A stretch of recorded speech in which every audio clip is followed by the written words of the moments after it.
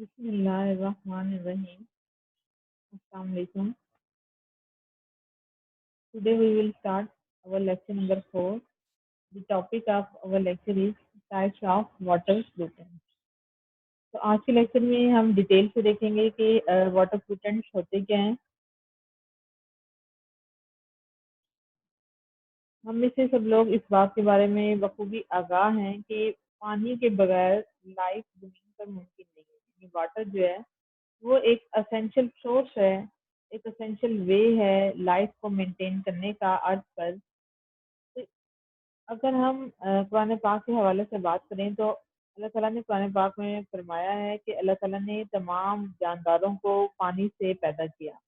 तो अगर जानदार वाटर से बने हैं तो आजकल की मेडिकल साइंस जितनी तरक्की की है उसके मुताबिक पता ही चलता है कि ह्यूमन बॉडी के अंदर जो सेल्स हैं उनका 70% जो पार्ट है वो वाटर का बना होता है। तो इसी तरह जब लाइफ को मेंटेन करने के लिए या सस्टेन रखने के लिए वाटर जो है वो ह्यूमन का एक मेजर पार्ट है। ये हम जो है वो दिन में मैनी लीटर्स ऑफ वाटर जो है वो ड्रिंक करते हैं जो कि लाइफ को मेंटेन करता है। इसी तरह अगर हम समुद्री जिंदगी की बात करें या समुद्री लाइफ की बात करें तो मैरीन लाइफ भी वाटर के बगैर मुमकिन नहीं है। यानी वाटर जो है वो एक असेंशियल वे है जो कि जमीन पर जिंदगी को मेंटेन रखता है। नेक्स्ट अगर जो आज के टॉपिक में हम डिटेल से पढ़ेंगे वो है हमारे पास वाटर पोल्यूटेंट्स कि वाटर पोल्यूटेंट्स होते क्या हैं। वाटर पोल्यूटेंट्स किस तरह से आलूदा करते हैं सरफेस वाटर को और ग्राउंड वाटर को। तो ये जो दोनों वाटर के जराए हैं ये बेसिकली कंटामिनेट हो जाते हैं। तो इट मीन इनकी जो कंटामिनेशन है तो इनकी कंटेमिनेशन को के बेस क्या है कि वाटर जो है सरफेस का या ग्राउंड का वो किन किन बेस से हमारे पास फ्लूट होता है। तो उसको आज के लेक्चर में हम डिटेल से देखेंगे। उन सबके सोर्सेस के बारे में हम डिटेल से पढ़ेंगे कि वो क्या चीज़ें हैं जो कि सरफेस के वाटर को और ग्राउंड के वाटर को हमारे पास डिस्ट्रॉय करती है। उनमें नंबर 1 पर जो चीज हमारे पास आती है students that is the livestock waste. It mean जो लाइफ स्टॉक क्या होते हैं जो हमारे पास मवेशी होते हैं जैसे गाय हैं, भैंसे हैं, बकरियां हैं, ये सारे के सारे हमारे पास क्या है लाइफ स्टॉक। ठीक है, तो लाइफ स्टॉक के जो वेस्ट से जो है ये वेस्ट अगर खुदा न खास्ता शामिल होता है वाटर सोर्सेज के अंदर तो इस तरह से ये माहौल को पोल्यूट कर देता है। सेकंड जो इसका एक और जरिया है दैट इज द लैंडफिल। अब आपने लैंडफिल के बारे में समझना है। लैंडफिल की डेफिनेशन ये जो मैंने आपको ब्रैकेट में लिखी है ये आपकी बुक में मौजूद नहीं है। तो आपकी बुक के अंदर मैंने मेंटेन करने के लिए इसको ब्रैकेट में लिखा है कि लैंडफिल वो जगह होती है या वो साइट्स होती हैं जिसको डेजिग्नेट कर दिया जाता है फॉर डंपिंग रबिश। डंपिंग का मतलब होता है फेंकना, रबिश होता है कूड़ा। ठीक है, कोई भी कूड़ा हो सकता है, गार्बेज भी कूड़े के मीनिंग में आता है या कोई भी इस तरह का सॉलिड वेस्ट है लाइक जिसका ये है। आप अपने मोहल्ले में अपनी गलियों में देख सकते हैं कि अक्सर आपको एक पर्टिकुलर प्लेस जो है वो फिक्स कर दी जाती है जहाँ पे उस तमाम एरिया के लोग जो है वो कूड़ा फेंक के चले जाते हैं। अक्सर तो लोग खैर घरों के बाहर भी फेंक देते हैं, ये भी कोई इतनी बड़ी बात नहीं है, लेकिन अक्सर एरियाज में कोई पर्टिकुलर प्लेस जो है वो फिक्स कर दी जाती है कूड़े को फेंकने के लिए। तो उन जगहों को हम क्या बोलते हैं लैंडफिल। और स्पेशली कौन सी जगह जो है वो ज़्यादा फिक्स कर दी जाती हैं तो उन जगहों की अगर बात की जाए तो मोस्टली जो गवर्नमेंट स्कूल्स होते हैं उनकी बैक साइड या आपको इस गिर के एरियाज में वो एरियाज पर्टिकुलरली तौर पर आपको मिलते हैं ताकि वहाँ पर वेस्ट जो है वो फेंक दिया जाता है। तो खैर वो एक अलग इशू है, लेकिन इस वक्त आपको लैंडफिल्स के बारे में बताना चाहिए कि लैंडफिल्स क्या होते हैं। लैंडफिल्स वो साइट्स हैं या वो जगह हैं लाइक इन दिस वे जहाँ पर म्यूनसिपल कमेटी वाले या जो मोहल्ले वाले जो लोग होते हैं वो आमतौर पे वहां पे कूड़े को फेंकते हैं तो उन जगहों को क्या बोलते हैं लैंडफिल। थर्ड चीज हमारे पास वाटर पोल्यूटेंट का जो सोर्स है दैट इज द एग्रीकल्चर। यानी जो भी हमारे पास फसलों के अंदर जो हम स्प्रे करते हैं पेस्टिसाइड्स का, जो भी जरासीम कुछ दवायात हैं या जो कीड़े मकोड़ों को तल्फ करने वाली स्प्रे हैं वो भी हमारे पास वाटर को पोल्यूट करने का एक वे है। इसके बाद नेक्स्ट आता है that is the oil leak and spill. तो ऑयल लीक्स और स्पिल्स की अगर हम बात करें तो ऑयल लीक्स और स्पिल में आप ये देख सकते हैं कि ये जो है वो एक शिप है जो कि समुद्री जहाज के अंदर आता है। अक्सर जो बहरी जहाज होते हैं वो अपने साथ ट्रेडिंग सिस्टम के लिए जो स्पेशली अरेबियन कंट्रीज हैं वहां पर अरब जो कंट्रीज हैं वो तो तेल की दौलत से माला माल है, ठीक है। तो वो लोग जो है क्या करते हैं, ट्रेड करते हैं, यानी वो अपने ऑयल को एक मुल्क से दूसरे मुल्क तक ले जाने के लिए इन बहरी शिप का सहारा लेते हैं जिनके अंदर क्या मौजूद होता है, ऑयल मौजूद होते हैं। तो वो ऑयल अगर कहीं से लीकेज हो जाए इसकी तो ये ऑयल डायरेक्टली समंदर के पानी के अंदर क्या हो जाता है, शामिल हो जाता है। इसी तरह ये पेस्टिसाइड्स हैं, ये जरासीम के सोर्सेज हैं या इंडस्ट्रियल वेस्ट के फ्लुएंट्स हैं या जो आप कूड़ा करकट फेंक देते हैं या जो लैंड वाली साइट्स हैं, ये सारे के सारे स्टूडेंट्स हमारे पास वाटर को पोल्यूट करने का एक बड़ा जरिया है। इसी तरह जो हमने एक और पढ़ा है topic that is the disposal of industrial effluents on open land, कि अगर कोई भी इंडस्ट्री अपना ये वेस्ट डायरेक्टली रिवर में, स्ट्रीम्स में, फ्रेश वाटर में या समुद्रों में फेंकती है तो इस तरह से वहां भी लाइफ जो है उसको डेंजर होना स्टार्ट हो जाता है। उसके बाद अगर हम देखें तो हम ये कहते हैं कि जो सरफेस और ग्राउंड वाटर हैं they are vital source of fresh water which are vulnerable to contamination, के इनकी वजह से ये एक खतरा लाग हो जाता है। वल्नरेबल होता है खतरा होना, कंटेमिनेट का मीनिंग होता है आलूदा होना, ठीक है। कि जो सरफेस वाटर या जो ग्राउंड वाटर हैं ये हमारे पास अहम जराए हैं किसके, फ्रेश वाटर के, और इनको खतरा है इन ह्यूमन एक्टिविटीज की वजह से आलूदा होने का या कंटेमिनेट होने का। अब वो कौन कौन से वेज हैं जो ह्यूमन एक्टिविटीज की वजह से जो है इन दोनों सरफेस और ग्राउंड वाटर को पोल्यूट करते हैं, उनमें वाटर बॉडीज है, इसके अलावा सेप्टिक टैंक है। अब सेप्टिक टैंक क्या होते हैं, ये आप देख सकते हैं, ये आपके पास एक डायग्राम है सेप्टिक टैंक की। सेप्टिक टैंक को मोस्टली जो है ये आपके पास ऊपर सरफेस है अर्थ की और इसके अंदर जमीन के अंदर जो अंडरग्राउंड जो है ये टैंक जो है वो इंसर्ट कर दिए जाते हैं। और ये सेप्टिक टैंक जो है यहाँ ये भी डेफिनेशन आपकी बुक में नहीं है, ये मैंने ब्रैकेट में से लिखी ताकि आपको समझने में आसानी हो। ये सेप्टिक टैंक जो है ये एक अंडरग्राउंड चैम्बर होते हैं जो कि मोस्टली किसके बने होते हैं, कंक्रीट के या शीशे के या प्लास्टिक के बना लेते हैं, जिसके अंदर क्या करते हैं, domestic waste water flows from the for basic treatment. कि इसके अंदर होता क्या है सेप्टिक टैंक में, ये जो मोस्टली इंडस्ट्रीज होती हैं ये क्या करती हैं, अपना वेस्ट वाटर जो है इसकी ट्रीटमेंट के लिए जमीन में ये सेप्टिक टैंक को इंसर्ट कर देते हैं। अब क्या होता है कि जैसे ही ये सेप्टिक टैंक जो है, चाहे घरों का गंदा पानी है या किसी इंडस्ट्री का गंदा पानी है या कोई मेन होल है जिसके जरिए जो है वो इस सेप्टिक टैंक को इंसर्ट किया गया है, तो वहाँ यहाँ पे लाके कोई पाइप के थ्रू कोई ऐसे केमिकल या जहाँ पे इन वेस्ट वाटर को ट्रीट किया जा सके, तो उसकी ट्रीटमेंट के लिए सेप्टिक टैंक मोस्टली इंसर्ट कर दिए जाते हैं। लेकिन अगर कहीं पे लीकेज हो जाती है या कहीं पे कोई और प्रॉब्लम होती है तो ये वाटर डायरेक्टली आपका इसके अंदर शामिल हो जाता है ग्राउंड वाटर के सोर्सेज के अंदर। तो यहाँ पे बता रहे हैं कि इसके अंदर डोमेस्टिक वेस्ट वाटर को या कोई इंडस्ट्री है या वैसे ज्यादातर जो है वो घरों का जो गंदा पानी होता है उसकी ट्रीटमेंट के लिए जो है ये सेप्टिक टैंक इंसर्ट किए जाते हैं। इसके अलावा डिटर्जेंट्स, डिटर्जेंट्स क्या है, डिटर्जेंट्स आपके पास ये जो आमतौर पर सर्फ वगैरह होते हैं ये हमारे पास आते हैं, या इसके अलावा जो अक्सर ये डिटोल वगैरह हैं जो कि क्लीनिंग पर्पस के लिए इस्तेमाल किए जाते हैं फ्लोर के लिए, तो वो सारे के सारे डिटर्जेंट्स में आते हैं और इनके अंदर भी मोस्टली ऐसे केमिकल्स होते हैं जो कि वाटर को क्या करते हैं, फ्लूट करते हैं।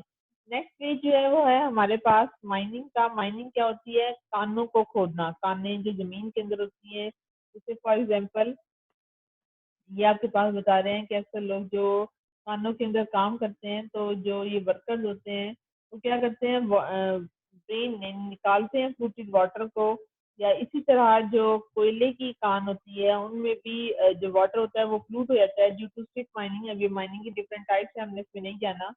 ये आपको सिर्फ बताना है कि माइनिंग के जरिए भी वाटर जो है वो फ्लूट होता है क्योंकि वहां पर due to the action of acid mine run off and tailing, यानी जो माइनिंग करते हुए जो सरफेस से जो पानी निकलता है या जो पानी डाला जाता है तो वहाँ से रिलीज होते हैं harmful trace element like carbon monoxide, lead and cadmium, जो कि क्या है, एक बड़ा वे है सरफेस वाटर को पोल्यूट करने का। इसी तरह पेट्रोलियम और नेचुरल गैस की प्रोडक्शन, यानी पेट्रोल या जो जहाँ पे स्विंग गैस जहाँ पे पैदा होती है वो भी वहाँ पे भी ये सरफेस या ग्राउंड वाटर को क्या करते हैं, पोल्यूट कर देते हैं। अब ये आपके सामने एक छोटा सा चार्ट है जो कि आपको बता रहा है कि वाटर को पोल्यूट करने के वेज क्या क्या है। सबसे पहले आपको ऑयल टैंकर्स के बारे में बता रहे हैं कि अगर यहाँ से कोई ऑयल लीक हो जाता है या ऑयल स्पिल होता है तो इस तरह से ये हमारे वाटर के सोर्सेज में शामिल हो जाता है। इन द सेम वे कि जो ऐसी खाने जिनको छोड़ दिया जाता है तो ये भी एसिड को ड्रेन करती हैं।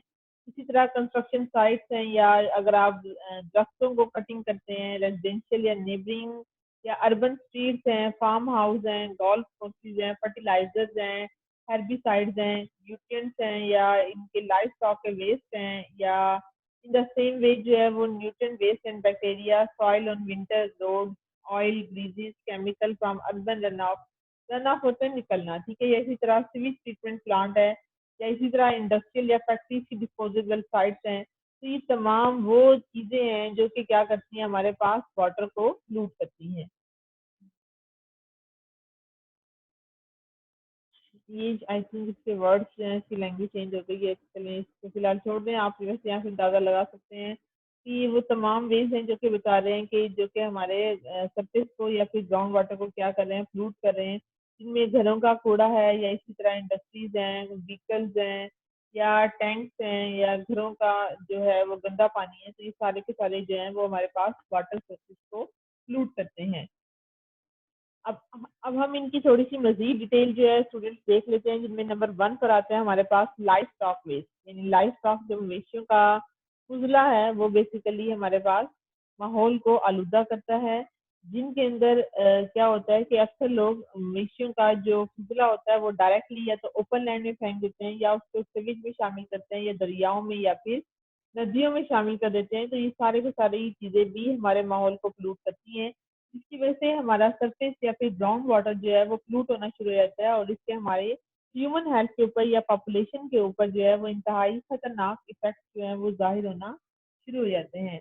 इसी तरह केमिकल और जो बैक्टीरियल कंटेंट्स होते हैं लाइफ स्टॉक के वेस्ट में, वो भी हमारे सरफेस और ग्राउंड वाटर को क्या करते हैं, पोल्यूट करते हैं और डिफरेंट तरह की इन्फेक्शियस डिजीज जो है वो काज करते हैं। जिनमें नंबर 1 पर आती है स्टूडेंट, दैट इज डिसेंट्री। अब डिसेंट्री क्या होती है, जिसको हम बोलते हैं पेचिस या मोशन लगना। तो ये हमारे पास एक जरिया है लाइफ स्टॉक वेस्ट का जो कि इस तरह की बीमारियां पैदा करता है ह्यूमन बींग्स में। इसी तरह टाइफाइड या हेपेटाइटिस भी जो है वो लाइफ स्टॉक के वेस्ट से डिवेल्प होता है। जैसे आप यहाँ देख सकते हैं कि ये एक जो है वो फार्म हाउस है या जिसको आप लाइफ स्टॉक वेस्ट का जो जहाँ पे तमाम एनिमल्स को इकट्ठा किया गया है और इस तरह से इनकी जो वेस्ट हैं वो अगर आप डायरेक्टली डंप करते हैं ओपन लैंड में या फिर इसको शामिल करते हैं किसी भी वाटर सोर्स बॉडी में, तो ये हमारे पास माहौल को आलूदा करते हैं या पानी को लूट करते हैं। सेकेंड वे में हम देखते हैं जी, that is the oil spillage. अब ऑयल स्पिलेज क्या है, तो अभी आपको पूरी डिटेल में बताया कि ज़्यादातर जहाँ पे शिप्स वगैरह ऑयल का एक्सचेंज करते हैं, तो सम टाइम ऑयल एक्सचेंज करते वक्त या अगर कहीं पे लीकेज हो जाती है तो ये सारे के सारे पेट्रोल को या जो हमारे पास ना खाली ऑयल होता है, ये सारे के सारे किसके को मिसमिल होते हैं। इनमें कम्प्लेक्स मिक्सचर होता है बहुत सारे हाइड्रोकार्बन का और जो पेट्रोलियम की प्रोडक्ट्स हैं उनमें क्या आती है, फ्यूल। जिस तरह के हम जानते हैं कि पेट्रोल को हम फ्यूल के तौर पर इस्तेमाल करते हैं, इसी तरह लुब्रिकेंट के तौर पे या for manufacturing petrochemical, plastic, electrical appliances, synthetic rubber and detergent. तो ये सारे के सारे जो हैं पेट्रोलियम के प्रोडक्ट्स हैं, यानी पेट्रोल से बनी हुई जो चीज़ें हैं जिनके अंदर प्लास्टिक है या इसके अलावा इलेक्ट्रिकल अप्लायंसेस यानी जो बिजली से चलने वाले आलात हैं। इसी तरह जो रबड़ को सिंथेसाइज किया जाता है या जो डिटर्जेंट्स वगैरह तैयार किए जाते हैं, तो कहते हैं वो सब चीज़ें पेट्रोल के डिफरेंट प्रोडक्ट से बनाई जाती हैं। तो इसी तरह जो है वो अगर आप देखें समुद्रों का पानी, समुद्रों का पानी जो है वो पोल्यूट हो जाता है बाय एक्सीडेंटल ऑयल स्पिल।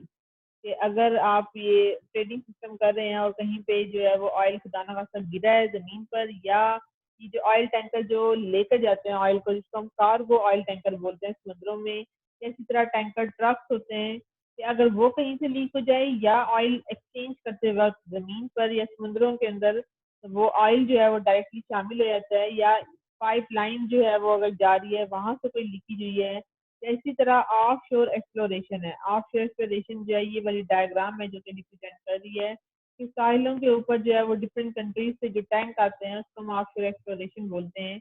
इसी तरह लीकेज होती है अंडरग्राउंड स्टोरेज टैंक की। ये अंडरग्राउंड अगर स्टोरेज टैंक है जिसको भी हमने सेप्टिक टैंक का नाम दिया था, तो ये सारे के सारे जो है अगर कहीं से कोई लीकेज हो जाती है तो ये जो है वो हमारे ग्राउंड वाटर को पोल्यूट करती है या हमारे सरफेस वाटर को पोल्यूट करना स्टार्ट कर देती हैं। और पेट्रोलियम की प्रोडक्ट्स ज़्यादातर स्टूडेंट जहरीली होती हैं और इनके हमारे हेल्थ के ऊपर जो है वो खतरनाक इफेक्ट होते हैं और इस तरह से वो ह्यूमन को, एनिमल को या समुद्री जो मखलूक है उनको अफेक्ट करती हैं। अगर आप हाइड्रोकार्बन की बात करें तो हाइड्रोकार्बन में पर्टिकुलरली आते हैं that is the polycyclic aromatic hydrocarbon. ये हैं स्टूडेंट यानी जिनमें बेंजीन रिंग जो है वो ज्यादा एक दूसरे के साथ फ्यूज हुआ हुआ और जैसे कि डिफरेंट कंपाउंड है, नेफ्थलीन के हैं, क्राइसिन है, पायरीन है।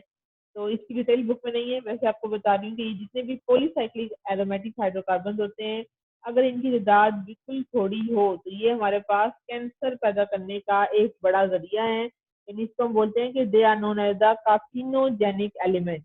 ये जो है वो कार्सिनोजेनिक एलिमेंट होते हैं और इनकी लोअर कंसंट्रेशन जो है वो कैंसर का सबब बनती है। इसी तरह जो हमारे पास समुद्री मखलूक है ये भी एरोमेटिक हाइड्रोकार्बन के फ्रैक्शन से, यानी जो एरोमेटिक हाइड्रोकार्बन है पॉलीसाइक्लिक वाले, इनसे ये अफेक्ट होती हैं और अगर इनमें कार्बन के कंटेंट कार्बन 10 तक हो या इससे लेस हो तो भी ये समुद्री लाइफ को अफेक्ट करेंगी।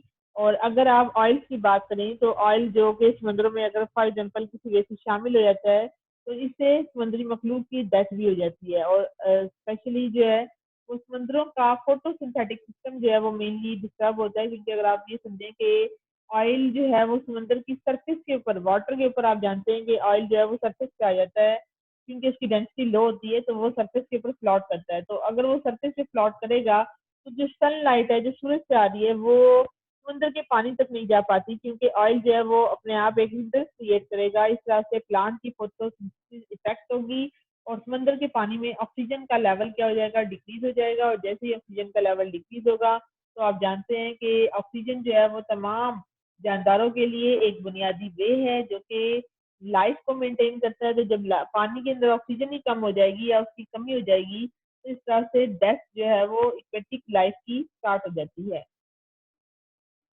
थर्ड हमारे पास सोर्स आता है student that is known as the detergent. अब ये डिटर्जेंट के आपको तमाम वेस्ट बताए कि कोई भी ये लिक्विड वाटर हो सकते हैं या ये सर्फ वगैरह हो सकते हैं या ये जो हमारे पास सोप वगैरह होते हैं, डिश वॉश होते हैं, ये सारे के सारे डिटर्जेंट्स में आते हैं। और ये डिटर्जेंट्स ज्यादातर हम इंडस्ट्रीज में या घरों के अंदर क्लीनिंग पर्पज के लिए इस्तेमाल करते हैं।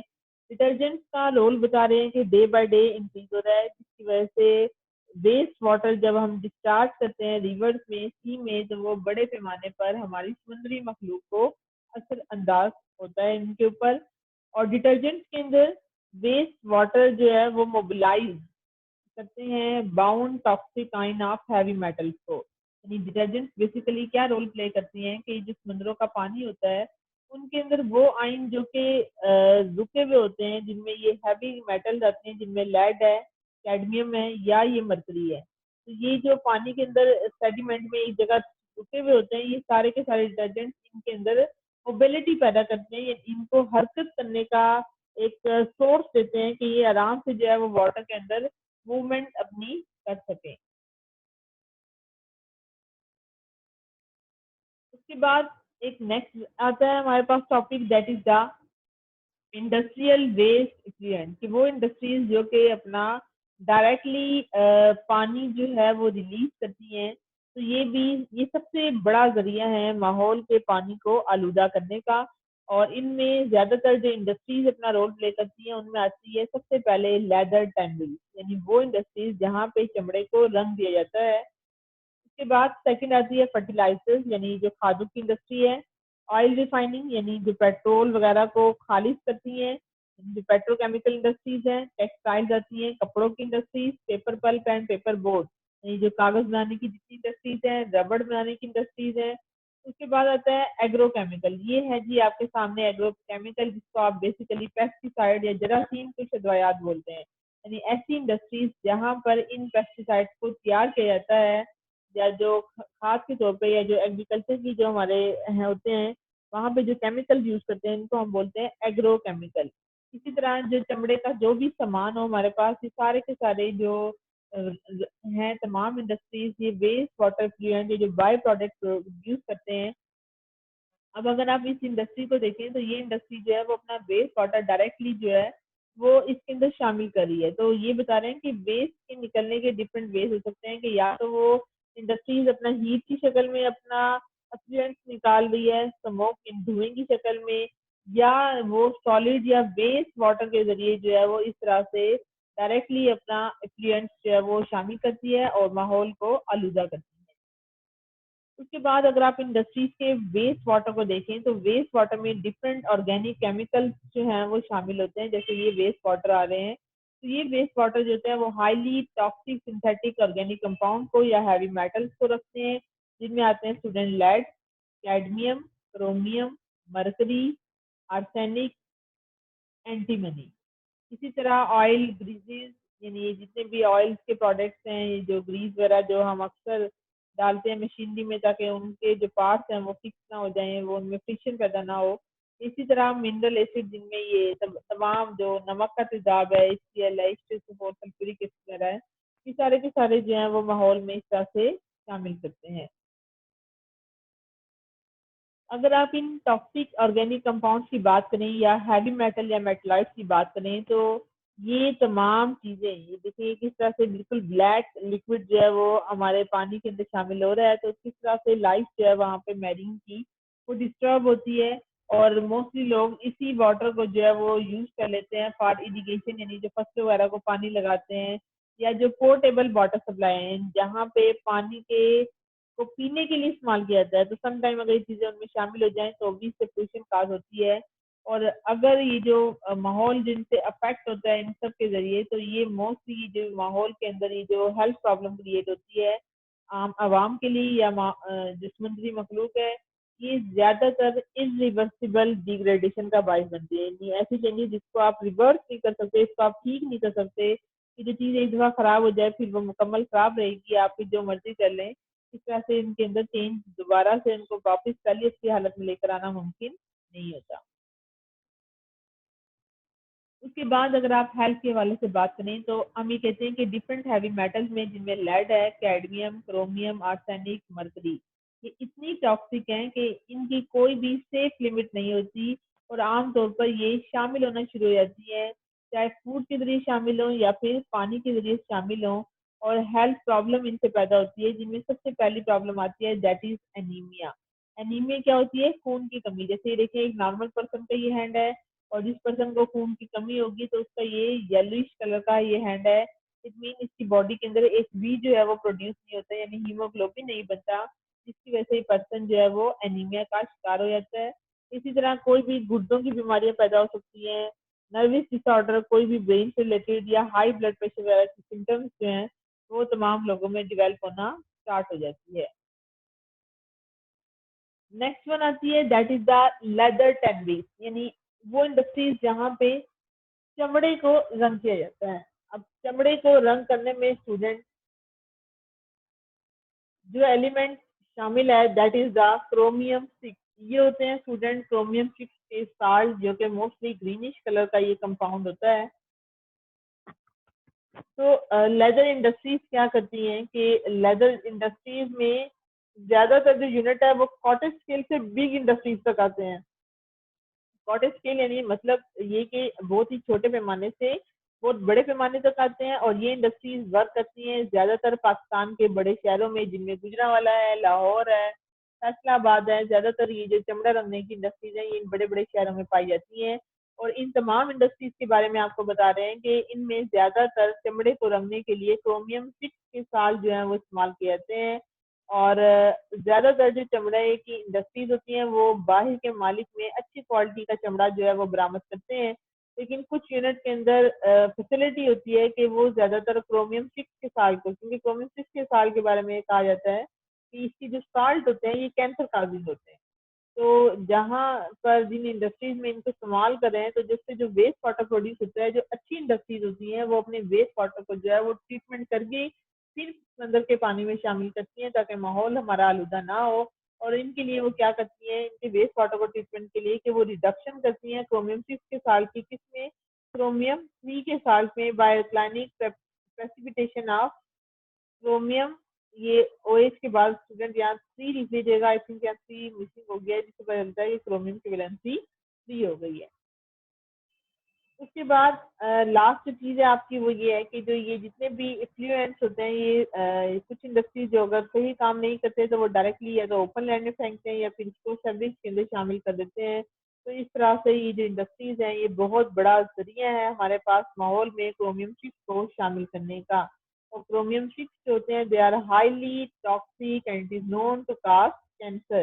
तो ये जो क्रोमियम के जितने भी जो तमाम ये वो तमाम कंपाउंड है जो कि लेदर इंडस्ट्री में शामिल किए जाते हैं, इस्तेमाल किए जाते हैं किसके लिए, for the purpose of dyeing the leather. जितने भी चमड़े को रंग करने के लिए जो केमिकल्स यूटिलाइज किए जाते हैं, they are accumulated in this diagram. और क्रोमियम 6 के बारे में हम ये बात कर रहे हैं कि हाईली टॉक्सिक है और क्या पैदा करता है, कैंसर को पैदा करता है। ठीक है, तो आज का टॉपिक हमारा यहीं तक था। Okay students, take care and अल्लाह हाफिज।